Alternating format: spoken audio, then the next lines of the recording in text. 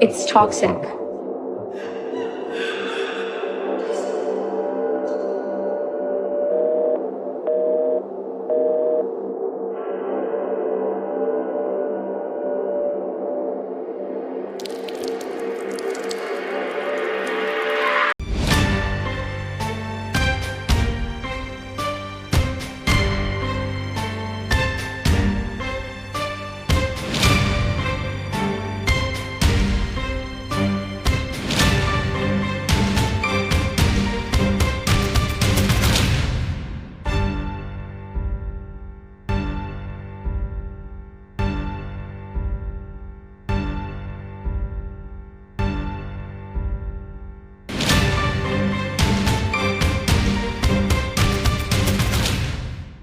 ሰላም እንደምንቆያችሁ ውድ የበረከት ቲዩብ ቻናል ተከታታዮችና ይህን ቪዲዮ የተከታተላችሁ ያላችሁ ሁላችሁም በዛሬ ዝግጅቴ ላይ ይዤላችሁ የመጣሁት ሊሚትለስ ቡክ ሪቪው ነው።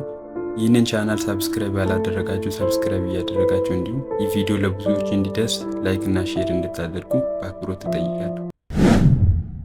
እንቁላል የሚሰበረው ያለ ጊዜውና በውጫዊ ኃይል ጫና ከሆነ ነገር ሁሉ ያከትማል። ነገር ግን እንቁላል የሚሰበረው ከውስጥ በሚፈጠረው ግፊት ከሆነ ግን ህይወት ይጀምራል። ተስፋ ይቀጥላል። በህይወት ታላቅ ለውጥ ከውስጥ በመነጨ ተነሳሽነት የሚጀምር ነው። ጂም ኩዊክ። ይህ መጽሐፍ ከአእምሮና ከአስተሳሰብ ጋር የተገናኙ ውስንነቶችን ለመፍታት በዋናነት በሶስት ጽንሰ ሀሳቦች የሚያተኩር ሲሆን እነዚህም ማይንድሴት፣ ሞቲቬሽን እና ሜተድ ናቸው። ይህ መጽሐፉ ደራሲ ጂም ኩዊክ በሰፊው የሚታወቀው በሰው ልጅ የአእምሮ አሰራር ላይ ባተኮሩ ስራዎቹ ሲሆን ሊሚትለስ የሰውን ልጆች ውስንነቶችን በመለየት እንዴት መቅረፍ እንደሚቻል ጥናታዊ መፍትሄዎች በሰፊው የተዳሰሱበት መጽሐፍ ነው። በዚህ መጽሐፍ የመጀመሪያው ክፍል የአእምሮ ነፃነትን የተመለከቱ ጉዳዮች የቀረቡበት ሲሆን ይህም የራሱን ህይወት እንደ ማሳያ በማቅረብ ብዙ ጉዳዮችን ለመዳሰስ የሞከረበት ክፍል ነው። ይህም በልጅነቱ ባጋጠመው ጉዳት ምክንያት ብሬን ሃንድ ካፕ እንደነበረበት ከመጽሐፉ እንረዳለን። በዚህ ምክንያት የመማርና የማስታወስ ትልቅ ችግር እንደነበረበት ተጠቅሷል። ጂም ይህንን ችግሩን ለመፍታት ባደረገው እልህ አስጨራሽ ትግል የቀሰማቸው እውቀት፣ ልምድና ተሞክሮች ለዚህ መጽሐፍ ታላቅ ድርሻ አበርክተዋል። ጂም የመማርና የማስታወስ ችግሩን ለመፍታት ሊሚትለስ ሞዴል የቀረጸ ሲሆን ሞዴሉም 3 ክፍሎች አሉት። እነሱም ከላይ የጠቀስናቸው ማይንድሴት፣ ሞቲቬሽን እና ሜተድ ናቸው። እያንዳንዳቸው በሰው ልጅ አእምሮ አሰራር ከፍተኛ ተጽዕኖ የማሳደር አቅም ያላቸው ሲሆን ማይንድሴት የተባለው አብዛኛው ጊዜ ምን ከሚለው ጥያቄ ጋር የተገናኘ ሲሆን ሞቲቬሽን በአንጻሩ ለምን ወይም ዋይ የሚለውን ጥያቄ የሚወክል ሲሆን ሶስተኛው ደግሞ ሜተድ የተባለው ክፍል እንዴት የሚለውን እና ተያያዥ ጥያቄዎችን የምንመራመርበት ክፍል ነው። ሊሚትለስ የሰው ልጅ አእምሮ ውስንነቶችን በመቅረፍ የአእምሮ እምቅ አቅምን ኢፌክቲቭሊ እንድንጠቀም የሚረዳ ሞዴል ሲሆን የዚህ ሞዴል እያንዳንዱን ክፍል ተንትነን ከማየታችን በፊት እስኪ በሰው ልጅ አእምሮ ላይ በተፈጥሯዊ ሂደቶች ከሚያጋጥሙ አካላዊ አደጋዎች ውጪ ውስንነቶች እንዲከሰቱ የሚያደርጉ ምክንያቶችን እንመልከት። በዘመናችን የሰው ልጅ በታላቅ የአእምሮ ውስንነቶች እንዲጠቃ ከሚያደርጉ ነገሮች ዋነኞቹ ቴክኖሎጂ እና ዲጂታይዜሽን ናቸው። እስኪ የዲጂታል ቴክኖሎጂ ተጽዕኖችን አንድ በአንድ እንመልከት። የመጀመሪያው ዲጂታል ዲሊዥ ይባላል። አእምሮ ማስተናገድ ከሚችለው በላይ የመረጃ ፍሰት ሲኖር የሚፈጠር ነው። በዘመነ ኢንተርኔት አንድ ሰው በአማካኝ በቀን የሚያገኘው የመረጃ ብዛት በ15ኛው ክፍለ ዘመን አንድ ሰው እድሜ ልኩን ከሚቃርመው የበለጠ ነው። ዳይንግ ፎር ኢንፎርሜሽን በሚል ርዕስ በተሰራው ጥናት ከእያንዳንዱ 3 ሰዎች መካከል 2 በኢንፎርሜሽን ኦቨርሎድ የተነሳ የስራ ህይወታቸው ይናጋል፣ ከሰው ጋር የመግባባት ችሎታቸው እየቀነሰ ይሄዳል፣ እንዲሁም በስራቸው ደስተኞች አይደሉም። ከጥናቱ ተሳታፊዎች መካከል 42% የመረጃ ጎርፍ በሚፈጥርባቸው ከባድ ጭንቀት ሲሰቃዩ፣ ቀሪዎች ደግሞ ራሳቸውን ከማህበራዊ ህይወት በመነጠል በስራም ሆነ ከስራ ውጪ ባለው ህይወታቸው ውጤታማነታቸው እያሽቆለቆለ ይሄዳል። ወደ ሁለተኛው እንምጣ። ዲጂታል ዲስትራክሽን፣ ከቁጥጥር የወጣ የዲጂታል ቴክኖሎጂ ሱሰኝነት። እስኪ አንድ ጥያቄ ራሳችንን እንጠይቅ። በቀን ስንት ጊዜ ነው ስልካችንን የምንነካካው? የቀኑን እንተውና ይህን ቪዲዮ ማየት ከመጀመራችን በፊት ባለችው 5 ወይም 10 ደቂቃ ስንት ጊዜ ነው ስልካችንን የነካካ ነው? በጣም በሚያስደነግጥ ሁኔታ አንድ ሰው በቀን በአማካኝ ከ4 ሰዓት ተኩል በላይ ስልክና መሰል ቴክኖሎጂዎችን በመጠቀም ያሳልፋል። አስቡት እንግዲህ በቀን ካለን ከ24 ሰዓት ውስጥ 4 ሰዓት ተኩል ያክሉን ስልካችን ሲወስድብን። የጊዜን ጥቅም የሚሰራበት ሰው ያውቀዋል ነውና ነገሩ። ይህንን ስሌት ወደ ህይወታችን አምጥተን እንመልከት። ለምሳሌ ተቀጣሪ ነን እንበል። ተቀጣሪ ደግሞ በቀን ለ8 ሰዓታት በስራ ገበታ ላይ ተገኝቶ የመስራት ግዴታ ይኖርበታል እና የ4 ሰዓት ተኩል ማለት የግማሽ ቀን ስራ የምንሰራበትን ያክል ሰዓት በማይጠቅም ቦታ ይባክናል ማለት ነው። እስኪ የዲጂታል ዲስትራክሽን አንድ ሁለት ተጽዕኖዎችን እንመልከት። የመጀመሪያው ምንም በማያሻማ መልኩ ውጤታማነታችንን በመቀነስ ረገድ ተወዳዳሪ አይገኝለትም። ሌላው ከዲጂታል ዲቫይሶች ጋር ያለን ኮንታክት እና ኦንላይን ኤክስፖዠር ሲጨምር የአእምሮ ጤንነት እጅጉን እየተጓደለ እንዲሄድ ያደርጋል። ለምሳሌ ለጭንቀትና ለድባቴ ለመሳሰሉ ችግሮች የመጋለጥ እድል እጅግ እንዲጨምር ያደርጋል። እንዲሁም ደግሞ ረዘም ያለ የስክሪን ኤክስፖዠር ከተለያዩ ከጨረር ጋር ግንኙነት ባላቸው ችግሮች እንድንጠቃ ያደርገናል። ለምሳሌ የአይናችን ሌንስ በጊዜ ሂደት እየደከመ እንዲሄድ ያደርጋል። ሌላው ረዘም ላለ ሰዓት ያለ እንቅስቃሴ መቆየት ደግሞ ወገብና ለተለያዩ የመገጣጠሚያ ህመሞች እንዲሁም ራስ ምታትና አካላዊ ምቾት ማጣትን ሊያስከትል ይችላል። ሌላኛው የዲጂታል ቴክኖሎጂ ተጽዕኖ ደግሞ ዲጂታል ዲዳክሽን ይባላል። ዲጂታል ዲዳክሽን የቴክኖሎጂ ዲፔንደንት በመሆናችን ምክንያት የሚመጣ የአእምሮ መቀንጨር ነው። የአእምሮን ብቃትንና አቅም የሚፈትሹ ከቀላል እስከ ከባድ ነገሮችን ለመተግበር ዲጂታል ሜሞሪ ጥገኛ መሆኑ፣ ማስታወስ የሚገባንንና ያለብንን ነገሮች ላለመጨናነቅ ለእያንዳንዱ ነገር ወደ ሰርች ኢንጂን መግባት፣ በተለይም በአሁኑ ጊዜ የሰው ሰራሽ አስተውሎት ማለትም የነ ኤአይ እና የነ ዲፕሲክ ተጽዕኖ የአእምሮ አቅምን እያዳከመና እድገቱን እያቀነጨረው ይገኛል። ይህ ደግሞ እጅጉን የአእምሮ አሰራርን የሚጎዳ ነው። አእምሮአችን አብዝተን በተጠቀምን ቁጥር በመጠንም ሆነ በሚይዘው መረጃ ብዛት እየሰፋና እያደገ የሚሄድ ኒውሮፕላስቲክ ነው። ስለዚህ አብዝተን አእምሮአችን የማንጠቀም ከሆነ እና በቴክኖሎጂ ተጽዕኖ ውስጥ የምንወድቅ ከሆነ ለአእምሮ መቀንጨር እየተጋለጥን እንሄዳለን። የዲጂታል ዲዳክሽን ዋነኛ ምክንያት ከመጠን ያለፈ የዲጂታል ሜሞሪ ጥገኝነት ነው። ማለትም እያንዳንዱን ነገር እንዲያስታውሰን የስማርት ስልካችን ጥገኛ መሆን፣ ከእንቅልፍ የመንቃት ኃላፊነትን ለአላርም መስጠት፣ የጓደኞቻችንና የቤተሰቦቻችን ቁጥር እንኳን በአእምሮ ላለመያዝ በስልካችን ሴቭ ማድረግ፣ ከቀላል እስከ ከባድ ሂሳቦችን ወይም ካልኩሌሽኖችን በአእምሮ ላለመስራት ካልኩሌተሮችን መጠቀም። ታዲያ እያንዳንዷን ነገር ለቴክኖሎጂ አሳልፈን የምንሰጥ ከሆነ የአእምሮአችን ድርሻ ምን ሊሆን? የመጨረሻው የዲጂታል ቴክኖሎጂ ተጽዕኖ ደግሞ ዲጂታል ዲሜንቲያ የሚባል ሲሆን የዲጂታል ቴክኖሎጂን በማብዛታችን ምክንያት የአእምሮአችንን መቃቅም እየቀነሰ መሄድን እንዲሁም ደግሞ የማገናዘብና የመውሰን አቅማችን እየቀነሰ የሚሄድበትን ሁኔታ የሚያመለክት ነው። አእምሮአችን ከነዚህ ተጽዕኖዎች ነፃ ለማውጣት እና የአእምሮ ፖቴንሻል አሟጠን ለመጠቀም የሚያስችሉ እና አጠቃላይ የትውስታ አቅማችንን ከፍ ለማድረግ የሚያግዙ ዘዴዎችን ጂም እንደሚከተለው ያቀርባቸዋል። በዚህ መሰረት እንደ ጅምር በሳምንት እቅዳችን ውስጥ ከቴክኖሎጂ ለአጭር ጊዜም ቢሆን መራቅ የሚለውን ማካተት፣ ለምሳሌ ለ30 ደቂቃ ያክል ራሳችንን ከአንዳች ቴክኖሎጂካል ተጽዕኖ ነፃ የምናደርግበትን እቅድ መያዝ፣ ወደ ስልካችን አላስፈላጊ ማሳወቂያዎች ወይም ኖቲፊኬሽኖች እንዳይደርሱ ሴቲንግ ማስተካከል፣ በመቀጠልም የትውስታ ክህሎትን ለማዳበር የሚያስችሉ ልምምዶችን መስራት፣ ለምሳሌ በቀላል ልምምድ ስንጀምር አዘውትረን የምንደውልላቸው ሰዎች ስልክ ቁጥር በቃል ማስታወስ፣ በዛሬ ቀን ውሏችን ምን እንደሰራን ማስታወስ፣ እንዲሁም ከበረታን ደግሞ ትናንት በተመሳሳይ ሰዓት ምን እንደሰራን ማስታወስ፣ ከዛም ከፍ ሲል የዛሬ ሳምንት በዚህ ሰዓት ምን እንደሰራን፣ ከጎበዝን ደግሞ የዛሬ ወር እና ዓመት በተመሳሳይ ሰዓት ምን እያከናወንን እንደነበረ በማስታወስ የትውስታ አቅማችንን ልናጎለብት እንችላለን። ሌላኛው ከአራቱ የዲጂታል ተጽዕኖዎች መካከል የትኛው በይበልጥ እየጎዳን እንደሆነ ለይቶ ማወቅ እና አስፈላጊ መፍትሄዎችን ማበጀት። ክፍል 2 ሊሚትለስ ማይንድሴት። በዚህኛው ክፍል ደግሞ ደራሲው ከመማርና ከአእምሮ አሰራር ጋር የተገናኙ የተለያዩ ሀሳቦች ላይ ያተኮሩ ዳሰሳዎች ያቀረበ ሲሆን ከእነዚህም መካከል እስኪ የተወሰኑትን እንመልከት።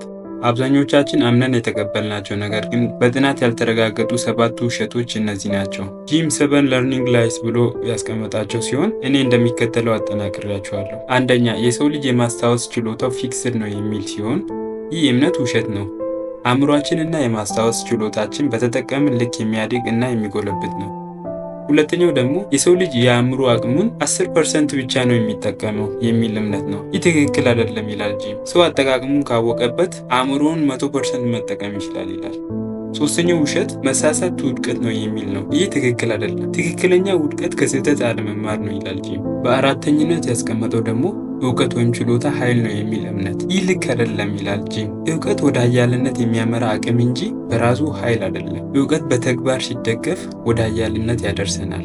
አምስተኛው ውሸት ደግሞ አዳዲስ ነገሮችን መማር እጅግ ከባድ ነው የሚል ነው። ይህ እምነት ትክክል አይደለም። በእርግጥ አዳዲስ ነገሮችን መማር የሆነ ያክል ፈታኝነት ይኖረዋል። ነገር ግን የክብደቱ ልክ እኛ ነገሩን ለመማር የምንከተለው መንገድ ትክክለኛነት ላይ የተመረኮዘ ነው። ነገሮችን ቀለል አድርገን እንዴት መማር እንደምንችል ሲገባን ትምህርታችን አስደሳች፣ ቀላልና እንጆይ የምናደርግበት ነገር ይሆናል። ስድስተኛው ትክክል ያልሆነ እምነት ደግሞ ሁሌም ቢሆን ትችትን በአሉታዊ ጎኑ ማሰብ። ይህ ትክክል ያልሆነ እምነት ነው። አንድ ሰው በሚሰነዘርበት ትችት ልክ ሊጎብዝም ሊበረታም ሊጠፋም የሚችለው ሰውየው ትችቱን በሚቀበልበት መንገድና አቀባበሉ ላይ ዲፔንድ ይሆናል። ሰባተኛውና እጅግ አስገራሚው ነገር ደግሞ ጂኔስነት በዘር የሚተላለፍ ነገር ነው ብሎ ማሰብ። ይህ ትክክል አይደለም። ጂኔስነት የማይቋረጥ የልምምድ ውጤት እንጂ በዘር የሚተላለፍ ነገር አይደለም። በማስከተል በአጭር ጊዜ ጥናት ለረጅም ጊዜ ለማስታወስ የሚረዱ ቀመሮችንና ምርጥ ዘዴዎችን እንመልከት። በዚህም መሰረት የመጀመሪያው ጥናት ከመጀመራችን በፊት ሰዓታችን በ25 ደቂቃ ኢንተርቫል አላርም መሙላት እና ጥናት መጀመር። ከዛ በኋላ ሰዓቱ ልክ 25 ደቂቃ ሲሞላ ጥናታችንን አቁመን የምናጠናውን መጽሐፍ በመዝጋት ያጠናነውን ነገር አንድ በአንድ መጽሐፍ። ይህንን ስናደርግ ያነበብነው ነገር ወደ ሎንግ ተርም ሚሞሪ ይሸጋገራል። ሌላው ስናጠና አዳዲስና እንግዳ የሚሆንብንን ሀሳቦች የምናሰፍርበትን ማስታወሻ ደብተር ከአጠገባችን አለማራቅ። እንዲሁም ወደ አዲስ ሀሳብ ወይም ምዕራፍ ከመሸጋገራችን በፊት ከዚህ ቀደም ያነበብናቸውን ነገሮች ለማስታወስ ከራስ ጋር መነጋገር አሊያም ደግሞ በወረቀት ላይ መጻፍ የትውስታ አቅምን ከፍ ያደርጋል። በስተመጨረሻም ከላይ የተጠቀሱ የተሳሳቱ እምነቶች ማለትም ከ7 ለርኒንግ ላይስ አስተሳሰቦች ለእኛ ስንቶች እክል እየፈጠሩብን እንደሆነ መለየት። ክፍል 3 ሊሚትለስ ሞቲቬሽን። በዚህ ክፍል ጂም ተነሳሽነትን ከፍ የሚያደርጉ ተግባራትና ለተነሳሽነት ምክንያት ሊሆኑ የሚችሉ ነገሮች ይዳስሳል። በዚህ መሰረት በዘላቂነት ተነሳሽነትን አፌክት ያደርጋሉ በማለት ጂም የለያቸውን 3 ነገሮች እናገኛለን። እነሱም ዓላማ ወይም ጎል፣ ኤነርጂ እና ነገሮችን ለማከናወን የምናልፍባቸው ቀላል ሂደቶች ወይም ሲምፕል ስቴፕ የሚባሉ ነገሮች የሰውን ተነሳሽነት ከፍም ዝቅም የማድረግ አቅም አላቸው ይላል ጂም። እስኪ እያንዳንዳቸውን ነጥለን እንመልከታቸው። ዓላማ ወይም ጎል በተባለው ክፍል የተመደቡና ተነሳሽነትን በአሉታዊና በአዎንታዊ መልኩ አፌክት ሊያደርጉ የሚችሉ ነገሮች መካከል የመጀመሪያው መጋለጫ ባህሪያችን ወይም አይዴንቲቲ ሲሆን፣ ሁለተኛው ደግሞ የምንቆምለት የራሳችን ግብ ነው። ሶስተኛው የምንፈልገው ወይም የሚያስፈልገንን ነገር ለይቶ ማወቅ ተነሳሽነትን በትልቁ አፌክት የሚያደርግ ነገር ሲሆን፣ አራተኛው እሴቶቻችን ወይም ፐርሰናል ቫልዩ ለተነሳሽነት ከፍተኛ አስተዋጽኦ ያለው ሲሆን፣ አምስተኛው ደግሞ ለምንሰራው ነገር አጥጋቢ ምክንያት ሲኖረን ተነሳሽነታችን እየጨመረ ይሄዳል። የኢነርጂን ተጽዕኖ ስንመለከት ደግሞ በጣም ኤነርጄቲክ በምንሆንበት ጊዜ ለምንሰራው ነገር ያለን ተነሳሽነት በዛው ልክ ከፍ እያለ እንደሚሄድ ይታወቃል። ስለዚህ ጥሩ የብሬን ኤነርጂ እንዲኖረን የምንመገባቸውን ምግቦች ላይ ጥንቃቄ ማድረግ ይኖርብናል። ማለትም አእምሮን ሊገነቡ የሚችሉ ምግቦችን አዘውትረን መመገብ እና አቮካዶ፣ እንቁላል፣ ቸኮሌት፣ አትክልቶችን እና ፍራፍሬዎችን እንዲሁም ውሃ አብዝተን መጠጣት፣ ስፖርት ማዘውተር፣ ኔጌቲቭ አቶሚክ ኤነርጂዎችን ማስወገድ፣ ለስራችን ምቹ ኢንቫይሮንመንት መፍጠር፣ አዎንታዊ አስተሳሰብ ከሌላቸው ሰዎች መራቅ፣ አእምሮን ሊጎዱ ከሚችሉ ነገሮች በተቻለ መጠን ራሳችንን መጠበቅ፣ አዳዲስ ነገሮችን በየጊዜው መማር፣ ጭንቀትን መቆጣጠር እና በቂ እንቅልፍ ማግኘት ናቸው።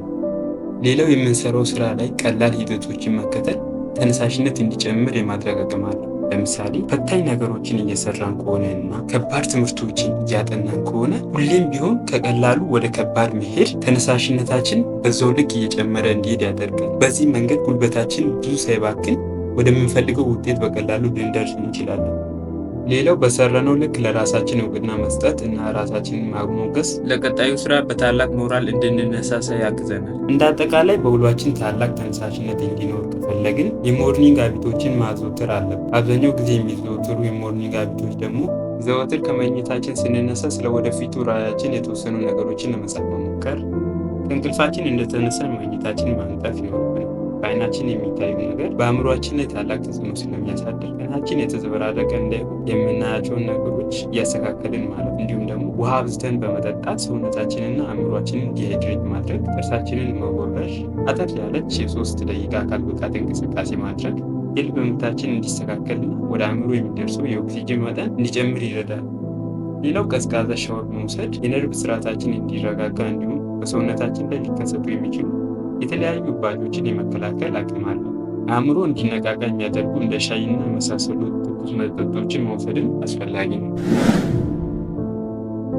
የመጨረሻው ሊሚትለስ መጽሐፍ ክፍል ሊሚትለስ ሜተድ ሲሆን በዚህኛው ክፍል እጅግ አስቸጋሪ ብለን የደመደምናቸውን ነገሮች በቀላል መንገድ የምንተገብርበት፣ ቅልጥፍናን ከጥራት ጋር ያማከሉ ዘዴዎችን የምናገኝበት ክፍል ነው። ተማሪዎችና በተለያዩ ደረጃዎች ስራቸውን እየሰሩ ነገር ግን አዳዲስ ነገሮችን ለመማርና በዘላቂነት ወይም በሎንግ ተርም ለማስታወስ ለሚፈልጉ ሰዎች የሚጠቅሙ 5 ዋና ዋና ስልቶች የሚከተሉ ናቸው። የመጀመሪያው ለምንማረው ወይም ለምናጠነው ነገር በቂ ትኩረት ወይም ፎካስ መስጠት እና ዲስትራክሽኖችን መቀነስ፣ እንዲሁም ደግሞ አእምሮ ትኩረት የማድረግ አቅሙ እንዲጨምር ሜዲቴሽን እና ዮጋ ማድረግ ያስፈልጋል ማለት ነው።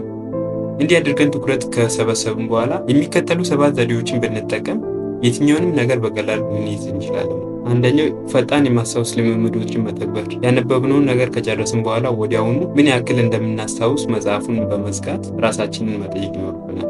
ሁለተኛው በተወሰነ ኢንተርቫል ያነበብነውን ነገር ሪቪው ማድረግ ለትውስታችን እጅግ በጣም ወሳኝ ነው። ሶስተኛው ደግሞ ስናጠና ያለንበትን ሁኔታ ለመቆጣጠር መሞከር፣ ማለትም የተነሳሽነት ልካችንን፣ የአቀማመጥ ሁኔታና ኢንቫይሮንመንቱን እንዳጠቃላይ መቆጣጠር ይኖርብናል። አራተኛው የማሽተት አቅማችንን መጠቀም። ሽታ የተመሰከረለት የትውስታ ቀስቃሽ የስሜት ህዋስ እንደሆነ በጥናት ተረጋግጧል። ልብ ብለህ ከሆነ አዳዲስ መጽሐፍቶች እና ጋዜጦች ሲታተሙ የተለየ ሽታ እንዲኖራቸው ይደረጋል። ይህ ዝም ብሎ የተደረገ አይምሰላችሁ። ተመሳሳይ ሽታ ስናሸት ያነበብናቸው ነገሮች በሚገርም ፍጥነት አእምሯችን ውስጥ ይታወሳሉ። አምስተኛው ደግሞ ትኩረታችንን ለመሰብሰብ ለስለስ ያሉ ሙዚቃዎችን እንደ ምርጫችን ማዳመጥ እንችላለን። ነገር ግን ሙዚቃው ጥናታችን ላይ ተጽዕኖ እንዳያመጣብን መጠንቀቅ ይኖርብናል። ስድስተኛው ከምናነበው ነገር ጋር ኢሞሽናል አታችመንት መፍጠር፣ ማለትም የምናነበው ነገር በአይነ ህሊናችን መሳል እንዲሁም ደግሞ በተመስጦ ሆነን ማንበብ ይኖርብናል። ሰባተኛና የመጨረሻው ማስታወሻ መያዝ። ለቆንጆ ማስታወሻ እነዚህ 3 ነገሮች ወሳኝ ናቸው። የመጀመሪያው ከምናነበው ወይም ከምናዳምጠው ነገር ምን ማወቅ እንዳለብን መለየት። ቀጥለን እጅግ በጣም ወሳኝ ጉዳዮች ብቻ ለመጻፍ መሞከር። በሶስተኝነት ጥናታችን ከጨረስን በኋላ ወደ ማስታወሻችን ተመልሰን ለጻፍናቸው ነገሮች ደጋፊ ሀሳቦችን በማምጣት ማጠናከር። ለዛሬው በዚህ ይብቃን። ይህ ቪዲዮ ከተመቻችሁ ላይክ እና ሼር እያደረጋችሁ እንዲሁም ቻናሉን ሰብስክራይብ ያላደረጋችሁ ሰብስክራይብ እንድታደርጉ ጠይቃችኋለሁ።